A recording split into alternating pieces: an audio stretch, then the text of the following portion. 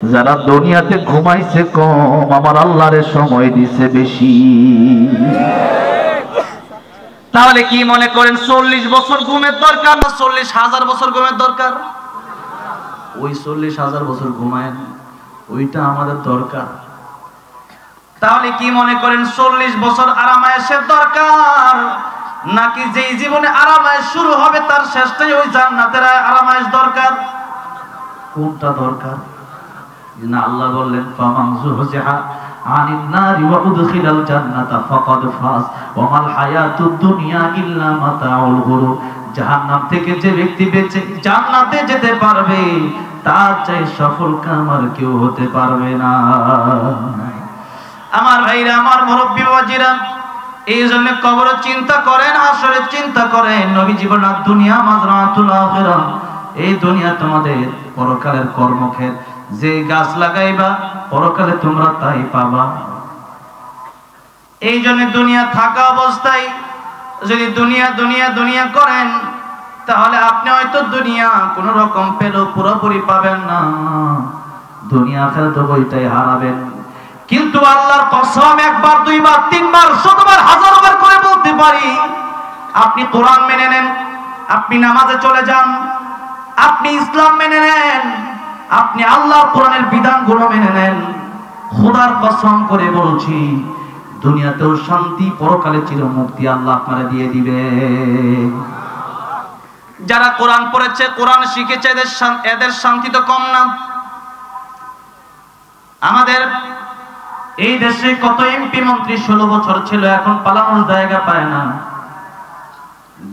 বিগত বছরগুলোতে আমরা কোরআনের কথা বলেছি, এখন তো আমাদেরকে কেউ অসম্মান করে না, এখনো মানুষ সম্মান করে।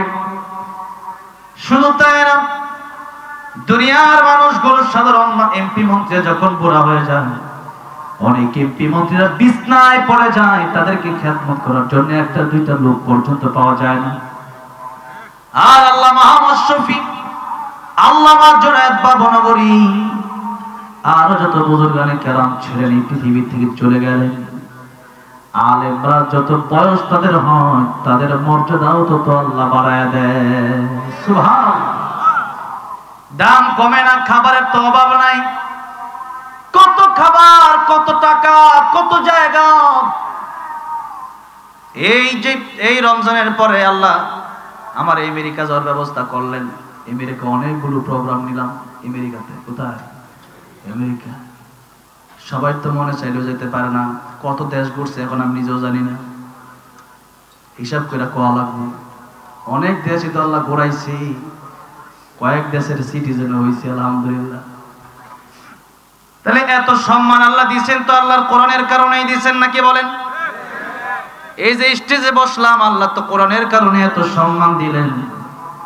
ডোনাল্ড ট্রাম্পকে দেখাও তো মানুষ হাসে, ঘুষের গালেও মানুষ জোতা মারে।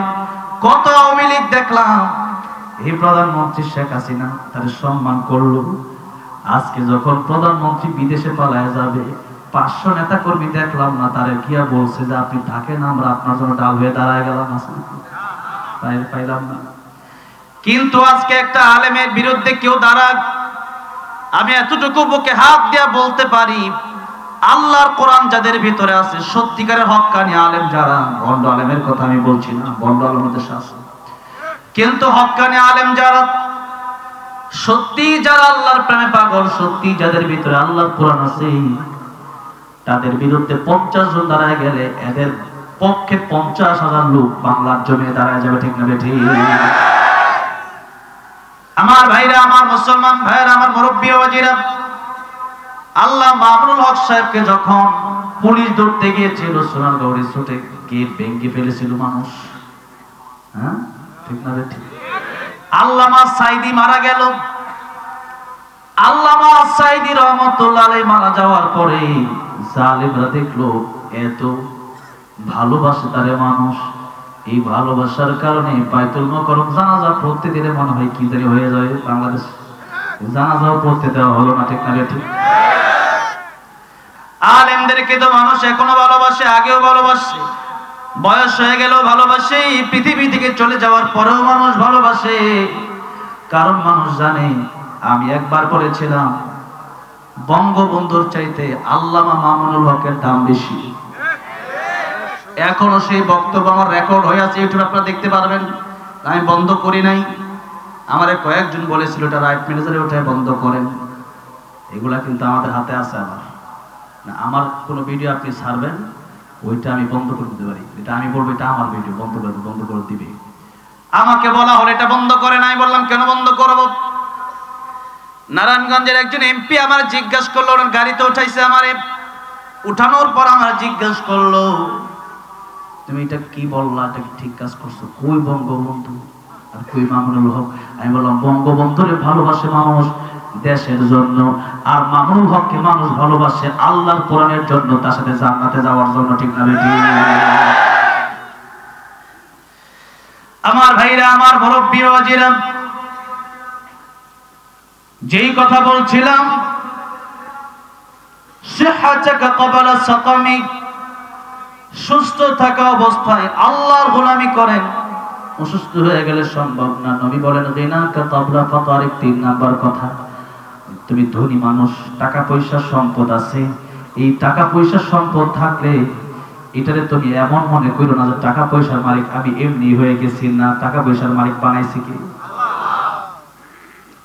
এখানে ওই যে শালনা, আগামীকালকে আমার মাহফিল যে এলাকায়, শালনাতে 36টা ওয়ার্ড সম্ভবত, সেখানে একজন কাউন্সিলর আছেন মঞ্জুরুল মাওলানা, অনেকে চিনেন না? ওনার দাদার জমি ছিল 100 বিঘা। তা আমি সেখানে 5-6 কাঠা জমি কিনতে গেছি। তখন একজন জমি দেখাইছে, বললাম কার জমি? টাকা। কাউন্সিলর সাহেবের জমি আছে কত? কয় হিসাব টিসাব নাই। আমি কিনি 5 কাঠা লাগে, 5 কাঠা কিনার লাগে ঘুরি। একটা মাদ্রাসা নিজ জায়গায় করতাম। আর ওনার দাদার ছিল 100 বিঘা, তা উনি তো প্রায় 50 বিঘা আছে। আল্লাহ যারা দেয় তারা তো এমনি দেয়। 5 বছর ধরে আওয়াজ করে এখন 5 কাঠা কিনার লাগে ঘুরে একটা মাদ্রাসা করতাম। আর ওনারে আল্লাহ পৈতৃক ভাবে দিয়ে দিল 100 বিঘা, 50 বিঘা। এটা দেওয়ার মালিকটা আসলে কি? আল্লাহ। সুতরাং এই টাকা পয়সা হলে পরে টাকা পয়সাটা আপনি হারাম কাজে ব্যয় করতে পারবেন না। নবী বললেন টাকা পয়সা যেহেতু আছে, আল্লাহর রাস্তায় টাকা পয়সা গুলো খরচ করবা। সকালবেলা ধনী তুমি, ফকির সন্ধ্যাবেলা। এই তো 3-4 দিন আগে এক মহিলা আমার বাসায় আসছিল, বলল ভাই মুরব্বি, বলল 1.5 কোটি টাকা আমার জীবনের সম্বল একজন মেরে দিছে যে কোনো সিস্টেমে। তাহলে সারা জীবনের সম্বল যে কোনো সিস্টেমে শেষ হয়ে যেতে পারে। এক জায়গায় সারা জীবনের সম্বল জমি কিনলেন 2 কোটি টাকার, পরে গিয়ে দেখলেন জমিটাতে বিক্রি করছে 10 জনের কাছে। এরকম হয় কি হয় না? আমার ভাইরা, আমার মুরব্বি ওয়াজিরা, সারা জীবনের সম্বল শেষ হতে সময় লাগবে না। এত জমি গাড়ি বাড়ি, একবার অসুস্থ হবেন সব জমি বিক্রি করে দিবেন। হাসপাতালের বিল দিতে আপনার জমি জমা সম্পদ টাকা পয়সা সব শেষ হবে, আপনি সুস্থ হবেন না। এই জন্য নবী বলেন গিনাকা ক্বাবলা ফাকারিক, ফকির হয়ে যাওয়ার আগে তুমি তোমার এই ধনাত্মতাকে মূল্যায়ন করো। টাকা পয়সা মাদ্রাসা মসজিদে কিছু দিও, গরিব মানুষকে কিছু দিও। এই টাকা পয়সা দিয়া আল্লাহর রাস্তায় তুমি কিছু খরচ কইরো। এই টাকা পয়সা থাকার কারণে অহংকার করবা না, গর্ব করবা না। অহংকার যদি করো যে আল্লাহ টাকা পয়সা দিলেন, ওই আল্লাহ টাকা পয়সা চিনা দিতে সময় লাগবে না। 4 নম্বর কথা নবী বললেন ফারাগাকা ক্বাবলা শুগলিক, অবসর থাকা অবস্থায় তুমি যখন অবসর আছো, ব্যস্ত হয়ে যাওয়ার আগে আল্লাহর গোলামি করো, আল্লাহর ইবাদত করো। ব্যস্ত হয়ে গেলে পরে আর পারবা না। আমার একজন উস্তাদ বলতেন, যখন তোমার 2 পাও যেথায় খুশি সেথায় যাও, যখন তোমার 4 পাও ভাত কাপড় দিয়ে যাও, যখন তোমার 6 পাও আব্বু তুমি কোথায় যাও। মানে যখন তোমার 2 পাও মানে সিঙ্গেল, বিয়ে করে নাই। আর যখন বিয়ে করছে এখন আদা রসুন পেঁয়াজ ডাউল চাউল মুরগি গরু, এই গরু লিস্ট। ঠিক না বেটি? ময়মনসিংহ গেছে এক জায়গায় ওয়াজ করার জন্য, মুরব্বী বক্তা আমার আগে ওয়াজ করছে। আমার সাথে দেখা করে দেখি তাড়াতাড়ি দৌড় দিতেছে। আমি কি দৌড় দেন কি লিখে হুজুর? আর তাড়াতাড়ি বাড়িতে না গেলে আমার বউ আমার সন্দেহ হবে। আপনি মুরব্বী মানুষ, এই বয়স এই কথা কম, কি করবো? বুড়া হয়েও শান্তি পাইলাম না। আমার বাড়ির বুড়ি আমার সন্দেহ করে। এই জন্য বিয়ে করে ফেললে পরে আর একটু ধরাবান্ধা হয়ে যায়।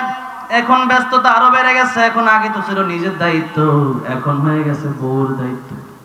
এর কয়েকদিন পরে 1-2 বছর 3 বছর পরে একটা বাচ্চা যখন পৃথিবীতে হয়েছে, 1-2 বছর বয়স, বাচ্চার কাপড় সাপড় ওইটা এখন বাবা বাচ্চার জন্য কাপড় কিনতে গিয়া বাবার ঈদ মাটি হইয়া যায়।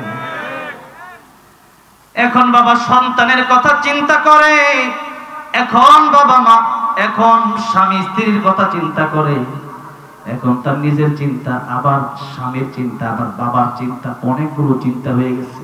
দিন যত যায় তত মানুষ ব্যস্ত হয়।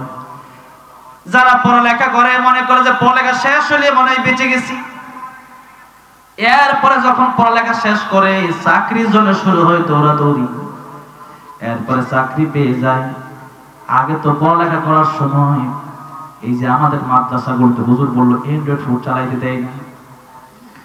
ছাত্ররা দেখতাম মাঝে মধ্যে অসুস্থ ভাঙ ধরতো, বাড়িতে যাওয়ার জন্য জ্বর আসতো না, এরপরে বলতো হুজুর জ্বর, বলতো হুজুর পেট খারাপ, আন্তাজি বলতো যে হুজুর জন্য বাড়িতে।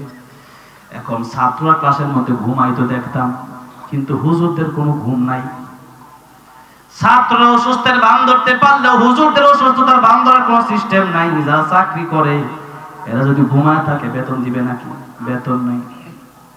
একদিকে চাকরি, আরেকদিকে ফ্যামিলি। এত চিন্তা করতে করতে লোকটা ব্যস্ত হয়ে যায়। এই জন্য যত দিন যাবে তত আপনি ব্যস্ত হয়ে যাবেন। আপনি মনে করবেন তার বিদেশ পাঠাতে হয়ে গেছে, আমার ছেলেটার এরপরে আমি মনে হয় ফ্রি। না না, আপনি ফ্রি হবেন না। এই দুনিয়াতে ব্যস্ত থাকবেন। এই ব্যস্ততার ভিতরে আল্লাহর গোলামি করতে হবে, আল্লাহর ইবাদত করতে হবে, ধৈর্য ধরতে হবে। এই জন্য যত ব্যস্ত হবেন তার আগে মনে করতে হবে এখন যতটুকু আছি ভালো আছি, অবসর আছি। আমার আগে হুজুর বলছে বেশি বেশি জিকির করেন, সুবহানাল্লাহ আলহামদুলিল্লাহ পড়েন। সুবহানাল্লাহ আলহামদুলিল্লাহ পড়লে দুনিয়াতে যত ফাঁকা জায়গা আছে আল্লাহ রাব্বুল আলামিন সব ফাঁকা জায়গাগুলো আল্লাহ সওয়াব দিয়া ভরপুর করে দেন। সূরা ইখলাস পড়তে থাকেন। সূরা ইখলাস 3 বার পড়লে 1 খতম কোরআন শরীফের সওয়াব হয়ে যায়। আপনি সূরা ইখলাস পড়তে থাকেন। আর সময় পাইছেন মা বাবার চেহারার দিকে তাকান। হজে যাইতে হলে বছরে একবার যাওয়া যায়, অর্থ লাগে, দেহ লাগে। মা আর বাবার দিকে যতবার তাকাবেন ততবারই আল্লাহ কবুল হজের সওয়াব দিয়ে দিবে।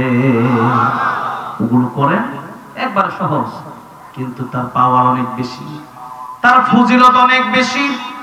ইখলাস করতে কতক্ষণ সময় লাগে, সুবহানাল্লাহ আলহামদুলিল্লাহ বলতে কতক্ষণ সময় লাগে, মার বাপের চেহারার দিকে তাকাইলে কতক্ষণ সময় লাগে। কিন্তু এই আমলগুলোকে আমরা আমলই মনে করি না যে এগুলো কি। কিন্তু এগুলা মানুষ কবরে যাওয়ার পরে ঠিকই বুঝবে এগুলো যে কত গুরুত্বপূর্ণ আমল ছিল। কিয়ামতের ময়দানে বুঝবে এগুলো যে কত বড় আমল ছিল। সপ্তম আকাশ সপ্তম জমিন মিজানের পাল্লায় দিলে মিজানের পাল্লা লড়ে না। আর সুবহানাল্লাহ সুবহানাল্লাহ বিহামদি সুবহানাল্লাহিল আযীম পড়লে, একবার পড়লে মিজানের পাল্লায় দিলে মিজানের পাল্লা ধরে না। তাহলে এই দুনিয়ায় থাকা অবস্থায়, অবসর থাকা অবস্থায় আল্লাহর গোলামি করেন। লাস্ট কথা, শেষ কথা, 5 নম্বর কথা নবী বললেন হায়াতাকা ক্বাবলা মাউতিক, মরণের আগে ভালো হয়ে যান, মরণের পরে কিন্তু ভালো হওয়ার সুযোগ, মরণের পরে আর ভালো হওয়ার সুযোগ নাই। এখন যদি জিজ্ঞাসা করি মরণ তো কবে, যে আগামী রমজানে ভালো হয়ে যাব, আপনাদেরকে জিজ্ঞাসা করতে চাই আগামী রমজান পর্যন্ত বাঁচার গ্যারান্টি আছে নাকি?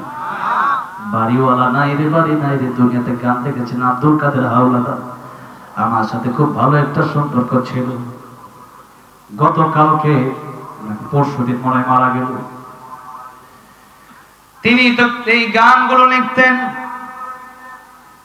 চোখের পলকে তুমি হতে পারো লাশ, চিরতরে বন্ধ হবে তোমারই নিঃশ্বাস, হবে এলান তোমারই নাম মসজিদের মাইকে, হবে এলান তোমারই নাম মসজিদের মাইকে।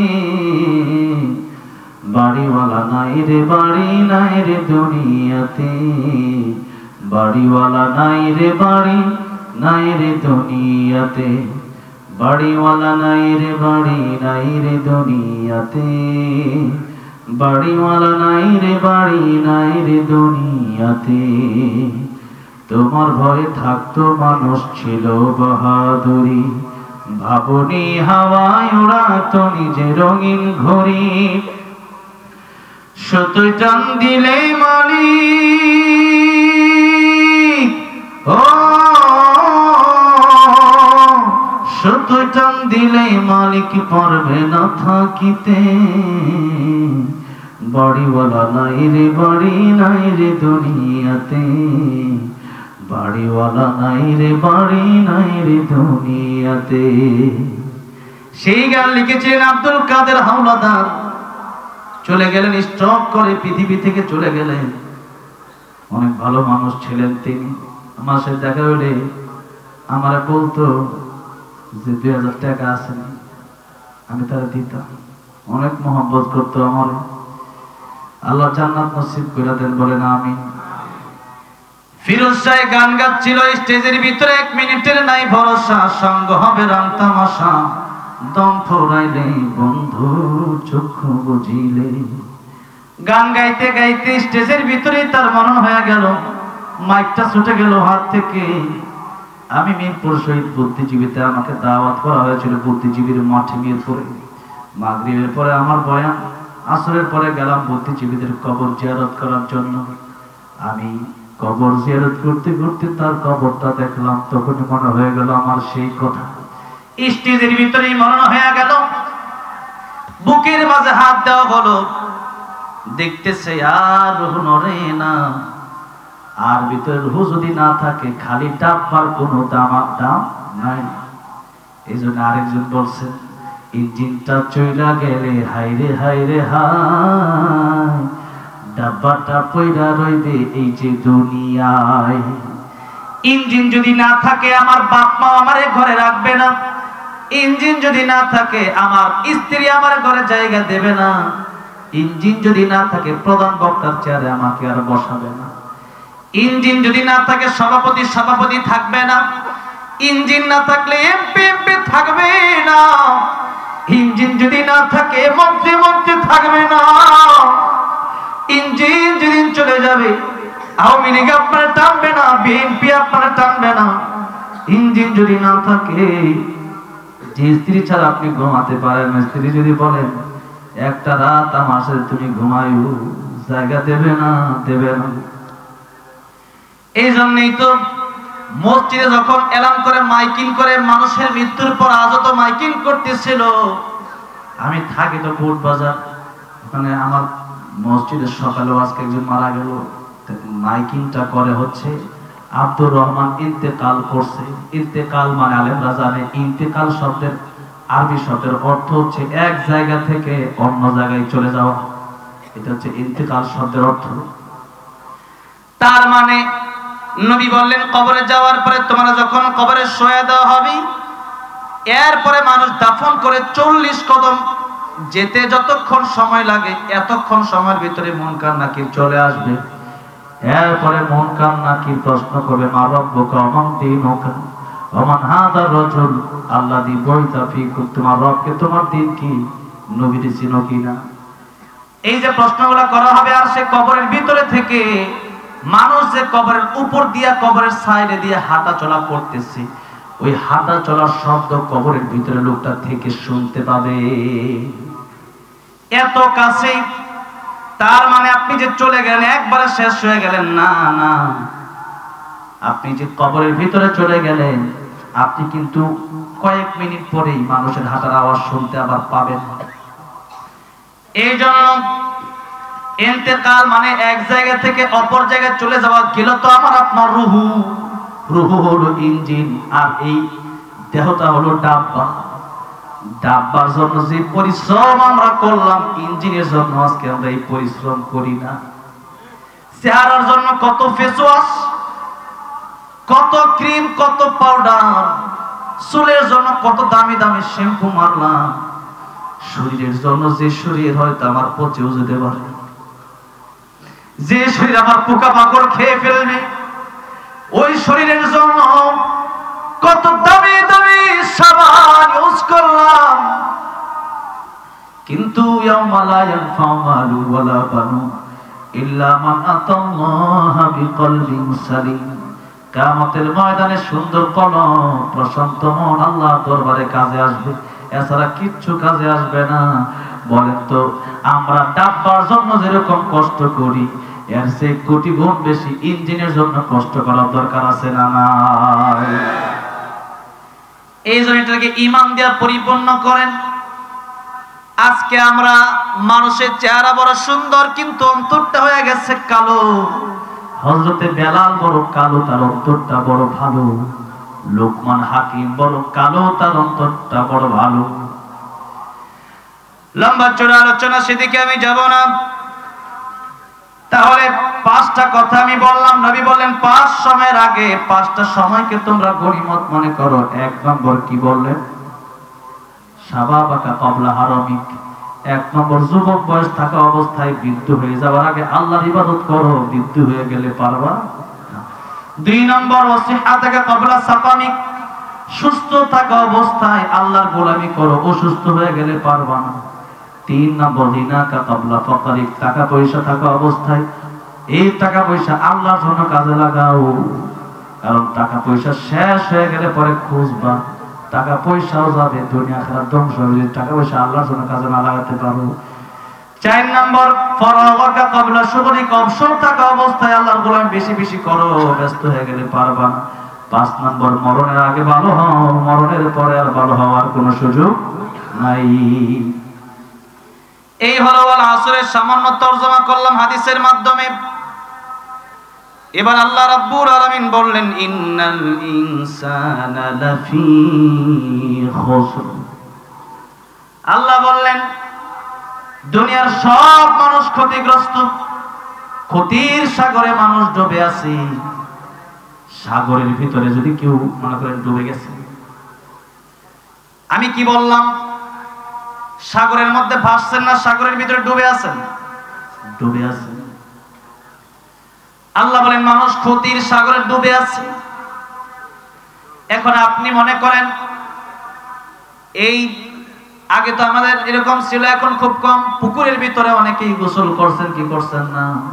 পুকুরের মধ্যে যদি আপনারা গোসল করেন, এই পুকুরের ভিতরে আগে একটা খেলা হইতো যে কে কতক্ষণ ডুব দিয়ে থাকতে পারে, এরকম হইতো না? একজন 1 মিনিট ডুব দিয়ে থাকার পরে উঠা দেখে সেও ডুব দিয়ে আছে, সে আবার ডুব দিছে, ও আবার উঠা দেখে ও তো ডুবা, এরকম কয়েক ঘন্টা চলে। কথার কথা আর কি, অনেক সময় চলে যায়, কিন্তু ও বাবা যে ওখানে বাটপারি চলে, কি খেলা, মজার খেলা তো। এখন মনে করেন ওই পুকুরে ডুব দিয়ে তো 1 মিনিট, সর্বোচ্চ 1.5 মিনিট, 2 মিনিট থাকা যায়, এর বেশি থাকা যায়? এর বেশি থাকলে আপনার জীবন নাশ হয়ে যাবে, আপনার মরণ হয়তো হয়ে যাবে, দম ফেলা লেগে আপনি মরে যাবেন। এখন মনে করেন আপনি আপনার একজন পীরকে খুব ভালোবাসেন, ওই পীর সাহেবকে নিয়ে কোন পুকুরে ডুব দিলেন। পীর সাহেব আপনি একজন পীর সাহেবকে এত ভালোবাসেন যে তার সাথে মুসাফা করতে পারলে আপনি মনে করেন যে আমার জীবন ধন্য। এখন ওই পীর সাহেব ওই পুকুরের ভিতরে যদি আপনাকে জড়ায়া ধইরা যদি ওই পুকুরের নিচে যদি মিনিট 2-3 মিনিট যদি থাকে, এরপরে আপনার না ছাড়া আপনি কি করবেন? আপনি আপনার জীবন বাঁচানোর জন্য পীর সাহেবের ধাক্কা দিবেন কি দিবেন না? এরপরেও ছুটে না, এরপরে ঘুষি দেবেন, এরপরে পীর সাহেব আপনার ছাড়ে না, তোমার বড় ভালোবাসি কই আর দিছে একবার, এই যে অসুস্থ হয়েছি, আমার গজল না মরলে আওয়া লাগবে, মানে না মরলো যে লাস্ট টাইম হাজির করতে হবে। এখন ছেলেমেয়ের কথা কইতাছি না আর কি, সব জায়গার কথা কইতাছি। এখন দেখেন পীর সাহেবকে তোমার আমি খুব মহব্বত করি, তো মহব্বত করিয়া একবারে এমন জাতা দিচ্ছে আমরা দম পড়া লাগিয়ে আমরা বলে দিতেছেন পীর সাহেব দিয়েছেন ঘুষি, কেন? জীবন বাঁচানোর জন্য, ঠিক না ঠিক? এবার মনে করেন আপনার নেতা আছে, ওই নেতার কাছ থেকে আপনি নমিনেশন নিলেন, ওই নেতা পুকুরের ভিতরে গিয়া আপনারা জাপ দিয়া ধরছে, তুই তোরা আমি খুব ভালোবাসি, তুই আমার কর্মী, তোরা নিয়ে 10 মিনিট পুকুর নিচে ডুবে থাকি, আপনি কি কইবেন? তোর নেতাকে জীবন বাঁচায় ঠিক না ঠিক। আল্লাহ বলেন পৃথিবীর মানুষ ক্ষতির সাগরে ডুবে আছে, এই ক্ষতির সাগরে ডুবে আছে। এখন মানুষগুলো যদি এই সাগর থেকে সাগরের কিনারায় আসতে চায়, এই ডুবা থেকে যদি মানুষ উঠতে চায়, যদি কোনো পীর বাধা হয়ে দাঁড়ায়, সেই পীরকে আমরা মানতে পারবো না। সেই পীরকে ঘুষি দিতে লোক ঘুষি দেবো, লাথি দিলে লাথি দেবো। কোন পীর যদি আল্লাহর কোরআনের বিরুদ্ধে যায়, খালি গরু দেও ছাগল দেও, নামাজের দরকার নাই, এরকম বন্ড পীর আছে না নাই? এরকম বন্ড পীর যদি হয়, আমি সাগরে ডুবে আছি, সাগরে এই ডুবন্ত অবস্থা থেকে আমি ফিরে ওই কিনারে উঠতে চাই, আমার এই জায়গায় যদি বাধা হয়ে দাঁড়ায় আমার নেতারা আমি মানবো না, নেতারা আমি ধাক্কা দিয়ে ফেলে দেব। কারণ আমার এই ডুবন্ত অবস্থা থেকে আমার সাগরের কিনারায় আমার যেতেই হবে, যেভাবেই হোক। এবার আমি জিজ্ঞাসা করতে চাই, জীবনের দাম বেশি না ইমানের দাম বেশি? ইমানের দাম কেমন বেশি? জীবন চলে গেলে হয়তো আবার জীবন পাবো, কিন্তু ইমান চলে গেলে আর ইমান কখনো পাওয়া যাবে না। এই জন্য জীবন চলে গেলে পরকালে তো আবার জীবন আসবে। ইমান যদি হয়ে যায়, অনন্তকালের জন্য আল্লাহর তৈরি জান্নাত আমরা পেয়ে যাব। আর যদি জীবনটা আমাদের বেঈমান অবস্থায় চলে যায়, যদি জীবন থাকে বেঈমান, ডোনাল্ড ট্রাম্পের যেমন কোনো দাম নাই, কুত্তার দাম আছে, ডোনাল্ড ট্রাম্পের দাম নাই। ঠিক তেমনি ভাবে আমি আর আপনি যদি ঈমান হারা হয়ে কবরে যাই, তাহলে আমার আপনার দাম নেই। আসারে কাফের সাথে একটা কুকুরও জান্নাতে যাবে, আমি না যেতে পারলে আমি কুকুরের চেয়ে হতভাগা। এবার আসেন, আমার জীবন বাঁচানোর জন্য যদি আমার নেতা আমার পীর বাধা হয়ে দাঁড়ায়, আমি যদি তারে পুকুরের মাঝখানে যদি তারে আমি লাথি ঘুষি দিয়া যদি কিনারায় উঠতে চাই যে তোমার সাথে আমি পানির ভিতরে থাকবো না, আমার জীবনের দাম বেশি, তোমার পীর তোমার তো পীরের দাম নাই, তাহলে এবার বলেন ঈমান বাঁচানোর জন্য তামাম পৃথিবীর সব বাধা হয়ে এলেও সব পীর আর নেতাকে বাদ দিয়া আমরা আল্লাহর কোরআনের জন্য ঈমানের পক্ষে থাকতে রাজি আছি না নাই? যেখানে ঈমান সেখানে আমি যাব। ঈমান বাঁচানোর জন্য যদি কেউ বাধা হয়ে দাঁড়ায়, সে যে হোক না কেন, তখন তার বিরুদ্ধে উল্টা আমি দাঁড়ায় যাব, এটাই নিয়ম। এবার আল্লাহ বললেন পৃথিবীর সব মানুষ ক্ষতিগ্রস্ত 4 শ্রেণীর লোক বাদ দিয়া। 1 নম্বর ইল্লাল্লাযীনা আমানু, যারা ঈমানদার। ঈমানদার কাদেরকে বলে একটু এটা শেষ করে দিচ্ছি।